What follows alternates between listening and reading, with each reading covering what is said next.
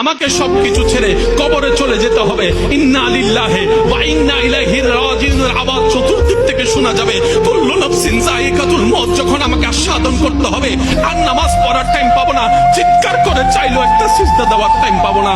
কি আফসোস, কি আফসোস, কি আফসোস আমাদের জন্য যারা আজকে কবরে শুয়ে আছে, তারা রবের কাছে ফরিয়াদ করছে, মাওলা একটা সুযোগ দাও, দুনিয়াতে গিয়ে একটা নামাজ পড়ে আসি, একটা সিজদা দিয়ে আসি।